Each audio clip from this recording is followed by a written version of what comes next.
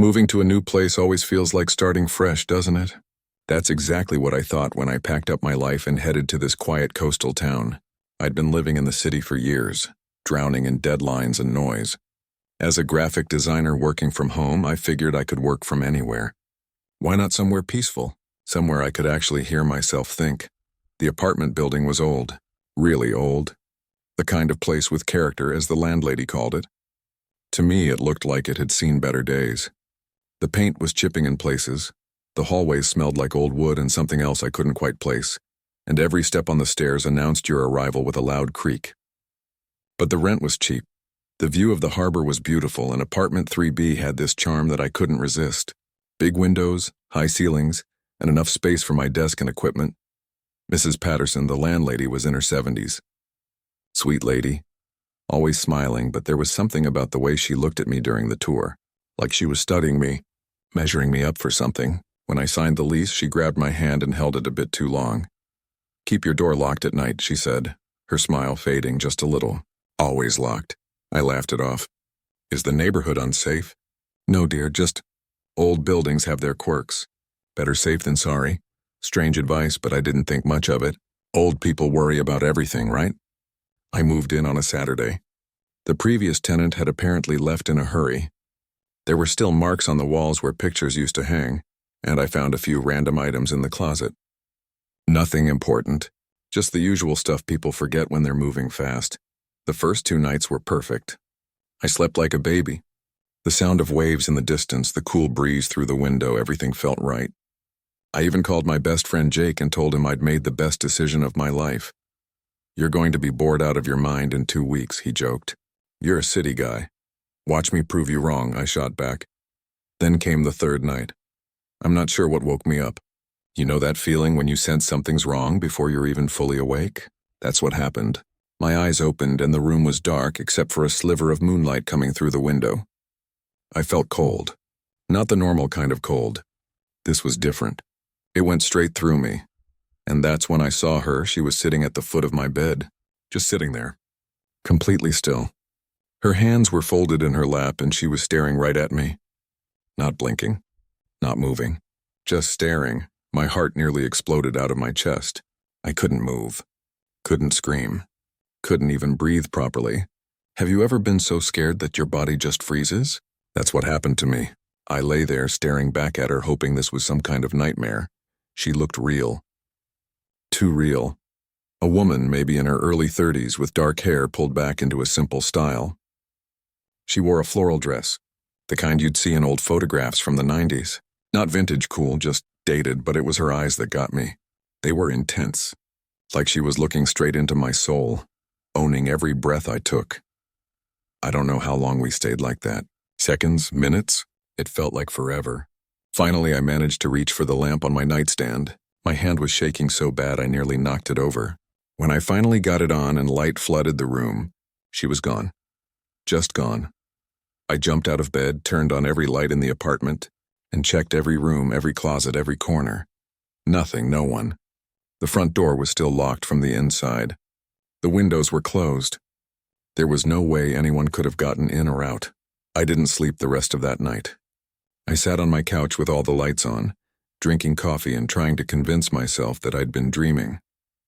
That it was just my mind playing tricks on me, because I was tired from the move. Stress does weird things to people, right? When the sun finally came up, I felt stupid, embarrassed even. Here I was, a grown man, scared of what was obviously just a dream. I took a shower, made breakfast, and got to work. By noon, I'd almost convinced myself it never happened. That evening, I video called Jake. I didn't tell him about the woman. I knew exactly what he'd say. He'd laugh and call me paranoid. Instead, we just talked about normal stuff. Work, his new girlfriend, the basketball game he'd watched. Regular life felt good, safe. I went to bed that night telling myself everything was fine. I was just adjusting to a new place. New sounds, new shadows, new everything. It takes time to get comfortable somewhere new. That's all it was, but deep down I knew something was off. The apartment felt different now. Like I wasn't alone anymore. Like someone was watching me even when I couldn't see them. You know that feeling when you walk into a room and sense that someone was just there? That's how my entire apartment felt now. I started noticing little things. The temperature would drop suddenly for no reason. I'd hear soft sounds at night. Not loud enough to be alarming, just enough to make me turn my head. A creak here, a whisper of movement there. The kind of sounds you'd usually ignore, but now they felt significant. Mrs. Patterson stopped by a few days later to check if everything was okay. She had this look on her face, like she was expecting me to say something specific. "How are you settling in?" she asked, her eyes searching mine. "Good," I lied. "Everything's great," she nodded slowly. "And you're sleeping well? No disturbances?" The question felt loaded, like she knew something, but I wasn't about to admit that I'd seen a woman sitting on my bed in the middle of the night. She'd think I was crazy, or worse, she'd try to get me to break the lease. "Sleeping fine," I said, forcing a smile. She didn't look convinced, but she didn't push it either. As she was leaving, she turned back one more time. "The last tenant," she said quietly. "He left after 3 weeks. Said the place didn't suit him. I hope you'll stay longer." The way she said it sent a chill down my spine, like it was a warning and a hope all mixed together. That night I lay in bed staring at the ceiling, wondering what I'd gotten myself into. The apartment was beautiful. The location was perfect. Everything about this move should have been exactly what I needed. So why did it feel like I'd made a terrible mistake? I thought about the previous tenant leaving suddenly. I thought about Mrs. Patterson's strange warnings. I thought about that woman sitting on my bed, staring at me like she owned every breath I took, and I wondered if she'd come back. I didn't have to wonder long. She came back. Of course she came back. 3 nights after that first encounter, I woke up at exactly the same time. 3 in the morning, and there she was again, sitting in the exact same spot at the foot of my bed. Same dress, same position, same haunting stare that made my blood run cold. This time I didn't freeze. I sat up quickly, ready to confront whoever this was. But the moment I moved, she vanished. 1 second she was there, solid and real. The next second, nothing. Just empty space and the lingering feeling that something was very, very wrong. I started keeping track. She appeared again 4 days later, then 3 days after that, then twice in 1 week, always between 2 and 4 in the morning, always sitting in the same spot, always just staring at me with those intense eyes, never speaking. Never moving except to disappear when I tried to interact with her. The exhaustion started getting to me. I'd lie awake for hours afraid to fall asleep, wondering if she'd show up. My work suffered. I'd miss deadlines or submit designs that weren't up to my usual standards. My clients started getting annoyed. Jake noticed something was off during our calls. "You look terrible," he said bluntly one evening. "Are you sick?" "Just not sleeping well," I admitted. "Still adjusting, I guess. It's been almost a month, man. Maybe you should see a doctor. Get some sleeping pills or something." Part of me wanted to tell him the truth. But how do you tell your best friend that you think your apartment is haunted? That a woman appears in your bedroom multiple times a week and just sits there watching you? He'd think I'd lost my mind. I decided to gather evidence instead. I set up my phone on the dresser, angled at my bed, and let it record while I slept. If she was real, if someone was actually breaking into my apartment, the camera would catch it. I'd have proof. The next morning, I checked the footage eagerly. 8 hours of recording. I fast-forwarded through it, watching myself sleep, waiting to see her appear. Nothing. The video showed me sleeping alone the entire night. No woman, no movement, nothing unusual at all. But here's the thing that really messed with my head. I knew she'd been there. I'd woken up at 2:47 a.m. and seen her sitting there clear as day. But the camera showed nothing during that time. Just me sleeping peacefully. I tried recording 3 more times. Same result. According to the camera, nothing ever happened. But I knew better. I could feel her presence. I could see her with my own eyes. The camera just couldn't capture whatever this was. That's when I started digging into the building's history. If something strange was happening, maybe it had happened before. Maybe there was an explanation buried in the past. I spent hours at the local library, going through old newspapers on microfiche. The librarian probably thought I was writing a book or something with how much time I spent there. And then I found it. A newspaper article from September 1997. Local woman missing, foul play suspected. The photo that accompanied the article made my stomach drop. It was her. The woman from my bedroom. Same face, same hair, same everything. Her name was Claire Whitmore, and she'd lived in my building. The article said she disappeared without a trace, and despite extensive investigation, she was never found. I found more articles, follow-ups over the years, her family pleading for information, police admitting they had no leads, the case going cold, and then nothing. The story just faded away like so many other unsolved mysteries. Claire Whitmore had lived in apartment 3B, my apartment. I sat in that library for an hour, just staring at her photo, trying to process what this meant.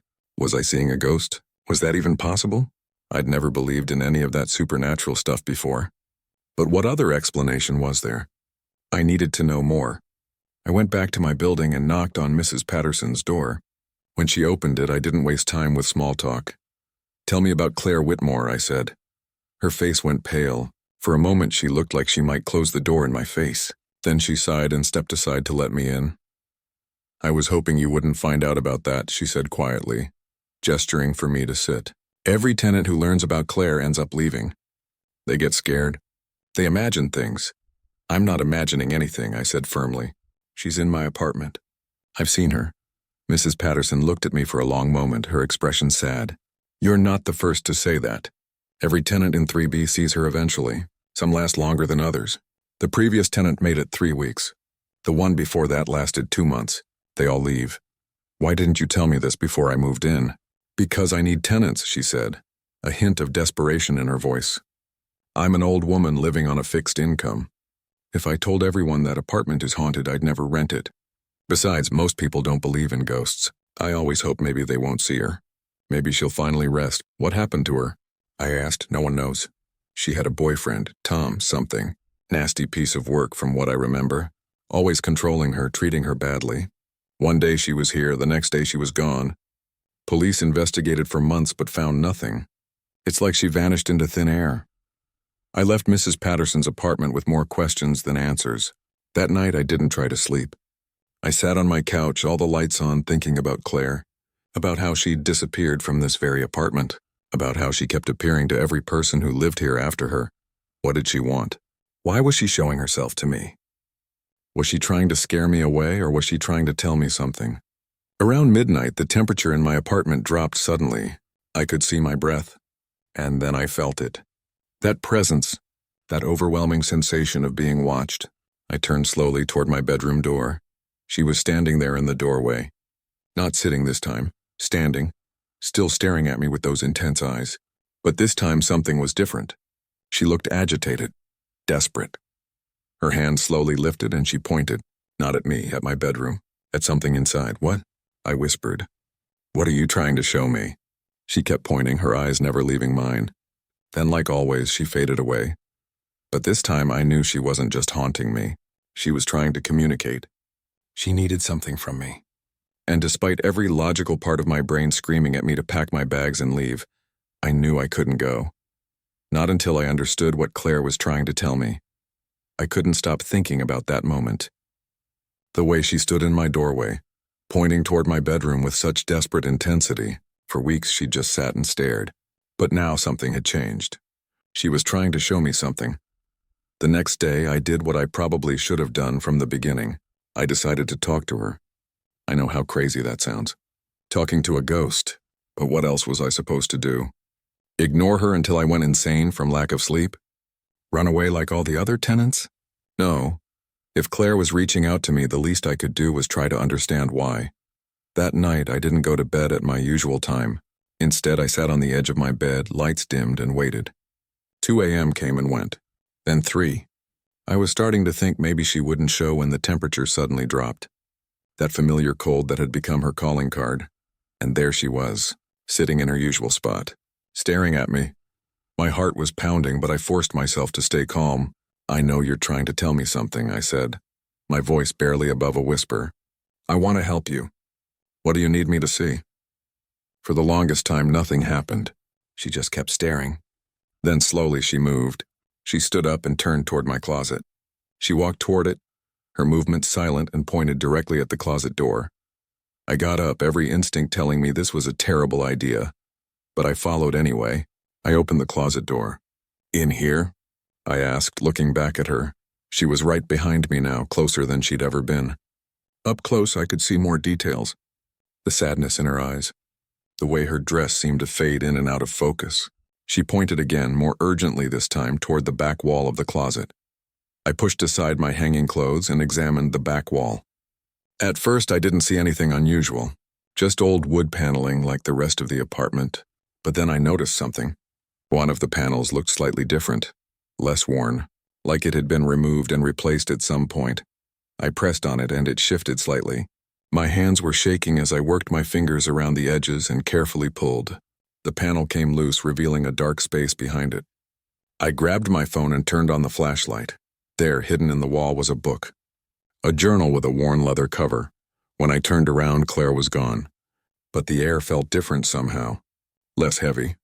Like she'd been holding her breath and finally exhaled. I took the journal to my bed and opened it carefully. The first page had a name written in neat handwriting. Claire Whitmore, Personal Diary. My hands trembled as I began to read. The early entries were normal. Daily life stuff, work stories, complaints about traffic, notes about movies she'd watched. But as I flipped through the months, the tone changed. She started writing about Tom, her boyfriend. At first, the entries were happy. She seemed excited about the relationship. But gradually, things got darker. Tom got angry today because I went out with friends without telling him first. He said if I loved him, I'd want to spend all my time with him. He checks my phone now, says it's because he loves me and wants to make sure I'm safe. But it doesn't feel like love. It feels like a cage. I tried to break up with him. He cried and begged and said he'd change. Then he got angry and punched the wall next to my head. I'm scared of what he'll do if I try to leave again. Reading her words made me feel sick. This woman had been trapped, afraid, and clearly in danger. And then I reached the final entry. It was dated September 14th, 1997. I can't live like this anymore. I'm going to leave. I packed a bag and hid it. Tomorrow, when Tom is at work, I'm going to disappear. Start over somewhere he can't find me. But I'm terrified. Last night he said something that keeps replaying in my head. He said, "If you ever try to leave me, I'll make sure no one ever finds you. I'll erase you from existence." The way he said it, so calm and cold, I believed him. But I have to try. I can't keep living in fear. If you're reading this and I'm missing, please know that Tom did something to me. Please don't let him get away with it. The entry ended there. That was the last thing Claire ever wrote. I sat there for hours reading and rereading her words. She hadn't just disappeared. Something had happened to her. And she'd known it might happen. She'd left this journal as evidence, hidden where Tom wouldn't find it. But no one had ever found it. Not the police. Not any of the other tenants. Not until now. The next morning, I called the local police station. I explained that I'd found something related to a cold case from 1997. They were skeptical at first, but when I mentioned Claire's name, they agreed to send someone over. The detective who showed up was a woman in her 50s named Officer Chen. She'd worked on Claire's case back when she was a rookie. I could see the mixture of hope and doubt in her eyes as I handed her the journal. She read it right there in my living room, her expression growing darker with each page. When she finished, she looked at me seriously. "Where exactly did you find this?" I showed her the hidden panel in my closet. She took photos, made notes, and carefully bagged the journal as evidence. "This changes things," she said. "We always suspected the boyfriend, Tom Riker, but we never had enough evidence. He had an alibi, claimed he was at his mother's house when Claire disappeared. Without a body, without proof, we couldn't do anything.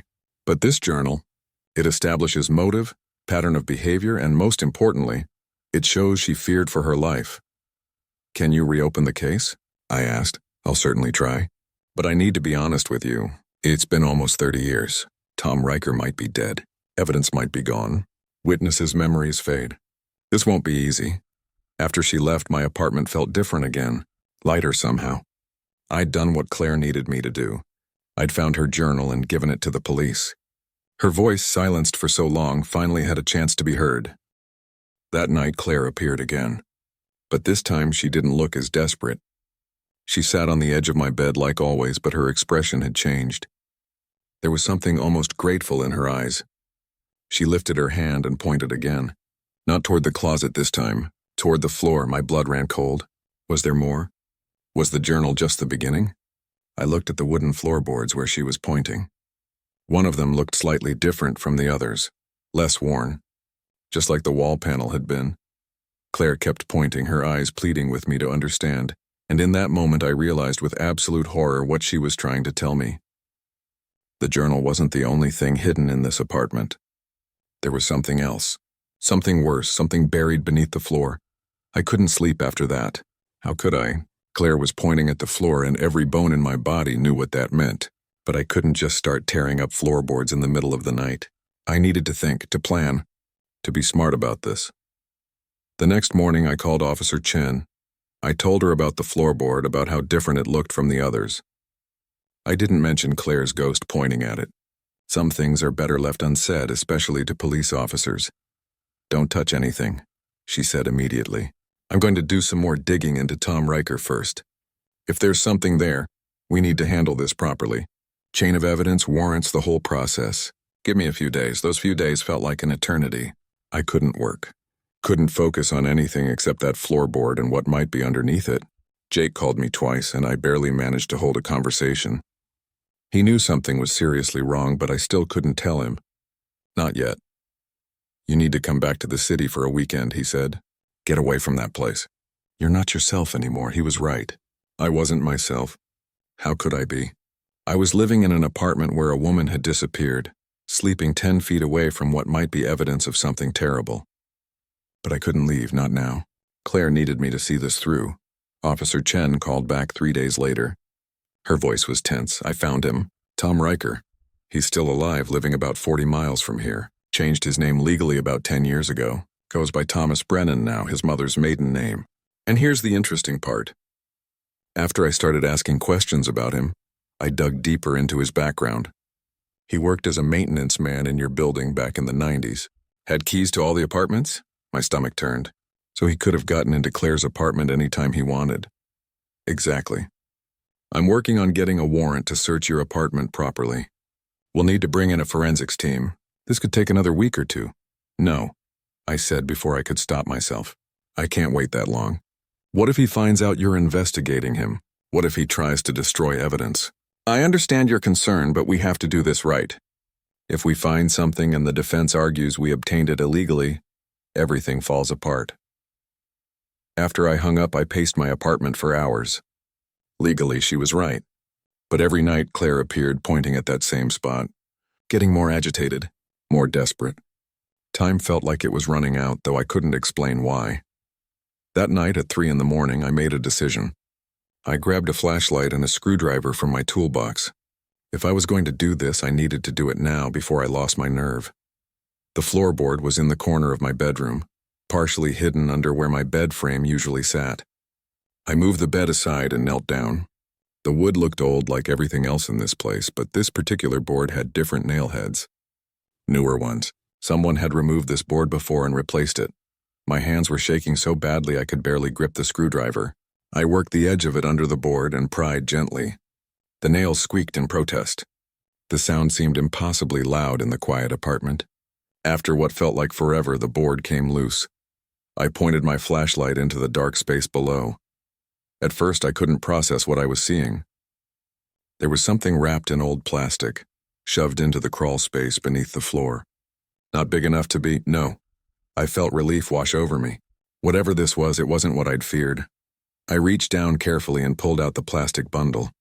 It was surprisingly light. When I unwrapped it, items spilled out onto my floor. Women's clothing. A pair of shoes, jewelry, a wallet, a driver's license. Claire's driver's license. The photo showed her smiling, vibrant, alive. The date of birth confirmed she would have been 32 when she disappeared. The same age she looked when she appeared in my room. There was more.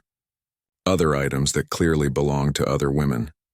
Different styles of jewelry. More IDs, a watch, a scarf. These weren't just Claire's things. These were trophies. Items kept by someone who had done something terrible. Not just once, but multiple times. I felt sick. I grabbed my phone and called Officer Chen, not caring that it was 3 a.m. "I found something," I said when she answered, her voice thick with sleep. "You need to come here right now." She arrived with backup within 30 minutes. I'd never been so glad to see police lights in my life.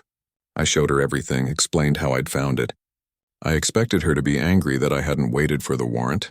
Instead, she just looked at the items spread across my floor with grim determination. The warrant was for tomorrow anyway, she said quietly. This just moves up our timeline. She made phone calls. More officers arrived. By dawn, my apartment was full of people in uniforms and latex gloves, carefully documenting everything. They brought in dogs trained to detect human remains. The dogs alerted to the basement, to a sealed crawl space that nobody had accessed in decades. I wasn't allowed to go down there. They made me wait upstairs while they worked. Jake showed up around noon, having driven straight through the night after I finally called him and told him everything. He looked at me like I'd lost my mind, but he stayed anyway. That's what best friends do. It took them 2 days to process everything. 2 days of my apartment being a crime scene, of me staying in a hotel, of waiting for answers that I both desperately needed and deeply dreaded. Officer Chen called me on the 3rd day. We found her, she said simply. Claire's remains were in the basement, exactly where you'd expect based on the journal and the items you found. Forensics is still processing everything, but it's definitely her, and we found evidence of 2 other women as well. Cases we never connected before. What about Tom Riker? We arrested him yesterday. Brought him in for questioning about Claire. When we mentioned the journal, the items under your floor, and what we found in the basement, he cracked. Started crying. Said it was an accident, that she was going to leave him, that he didn't mean to hurt her. Classic abuser talk. But he also confessed to the other 2 women. Said he kept the items to remember them sick. Will he go to prison? For the rest of his life, if I have anything to say about it. We've got physical evidence, a confession, and a clear pattern. No judge is going to show him mercy. After I hung up, I just sat there in that hotel room trying to process everything. In the span of a few weeks, my entire life had turned upside down. I'd moved to a quiet coastal town for peace and ended up solving a 30-year-old mystery. 3 missing women finally had justice. 3 families finally had answers. But there was one more thing I needed to do. That evening, I went back to my apartment. The crime scene tape was gone. The forensics team had cleaned up as best they could. But the place still felt heavy. Marked by what had been discovered there, I sat on my bed and waited. I didn't have to wait long. Claire appeared at midnight. But this time she didn't sit on the edge of my bed. She stood near the window, looking out at the harbor lights twinkling in the distance. The moon cast a soft glow across her face, and for the first time since I'd seen her, she looked peaceful. She turned to face me, and our eyes met. Slowly, deliberately, she mouthed 2 words. Thank you. Then she smiled. A real, genuine smile that transformed her entire face. The desperate, haunting woman who had terrified me for weeks was gone. In her place was someone who finally felt free. She began to fade, slowly dissolving like morning mist under the sun. But this time I knew she wasn't coming back. Her message had been delivered. Her story had been told. Justice had been served. The apartment suddenly felt warmer. The oppressive weight that had been pressing down on me since I'd moved in lifted like a heavy curtain being pulled away. For the first time since that 3rd night, I felt like I was truly alone in my home. And somehow that was okay. Tom Riker's trial made headlines. Not national news or anything, but in our small coastal town, it was the biggest story in decades. 3 families who had spent years wondering what happened to their daughters, sisters, and friends finally got answers. The coverage was respectful, focusing on the victims rather than glorifying what Tom had done. Claire's story became a symbol of how persistence and courage, even beyond death, can bring truth to light. I was called to testify, of course. The defense tried to make something of how I'd found the journal and the items under the floorboard. They suggested I might have planted evidence that my story about finding the journal was convenient. But the forensics was solid. The age of the items, the DNA evidence, Tom's own confession, it all held up under scrutiny. Claire's younger sister, Rachel, attended every day of the trial. She was only 12 when Claire disappeared, and now she was in her 40s. She'd spent most of her life wondering what happened. During a recess, she approached me in the courthouse hallway. I need to thank you, she said, tears streaming down her face. Our mother died 2 years ago, still believing Claire might walk through the door someday. She never gave up hope. I wish she could have known the truth, but at least I can have closure now. At least I can properly mourn my sister. I didn't know what to say. What do you say to someone who's thanked you for finding their sister's remains? I settled for the simple truth. Your sister was brave. She left that journal knowing someone might need it someday. She wanted the truth to come out. The verdict came back quickly. Guilty on all counts. Tom Riker was sentenced to 3 consecutive life terms, without the possibility of parole. He'd die in prison, which was exactly what he deserved. After the trial ended, I thought about leaving, moving again, starting fresh somewhere without the weight of what had happened in that apartment. Jake certainly thought I should. Man, you solved a 30-year-old mystery. You can write your ticket anywhere now. Get out of that death apartment and live somewhere normal, he said during one of his visits. But here's the strange thing. I didn't want to leave. Yes, terrible things had happened in that apartment. Yes, I'd been terrified for weeks. But I'd also been part of something important. Something bigger than my own comfort. Claire had chosen to show herself to me for a reason. Maybe it was random chance that I was the tenant who actually paid attention, who actually looked for answers instead of running away. Or maybe it was something else. Either way, I felt connected to this place now. I decided to stay. The apartment felt completely different after Claire moved on. The cold spots disappeared. The oppressive atmosphere lifted. I could finally sleep through the night without waking up in terror. It started to feel like home, really feel like home, in a way it never had before. Mrs. Patterson knocked on my door a week after the trial ended. She looked older, tired, worn down by the revelation that something so horrible had happened in her building all those years ago. "I need to apologize to you," she said, standing in my doorway. I knew something was wrong back then. Tom always gave me a bad feeling. The way he'd watch Claire, the way he'd show up at odd times. After she disappeared, I wondered. But I was scared. He'd threatened me once when I questioned why he needed to enter her apartment when she wasn't home. Said I should mind my own business if I knew what was good for me. I was a coward. "You were scared," I said gently. "That's not the same as being a coward." Maybe. But if I'd spoken up back then, maybe those other 2 women would still be alive. I didn't have a good answer for that. Maybe she was right. Maybe things would have been different. But living in the past, drowning in guilt over what might have been, that helps no one. "You can't change what happened," I told her. "But Claire's story is told now. Justice was served. That matters." 3 months after the trial, I did something I'd been thinking about for a while. I created a graphic design piece in Claire's memory. Not something dark or morbid, something beautiful. I used elements from her journal, the positive entries from before things got dark. Her love of the ocean, her dreams of traveling, her kindness to friends.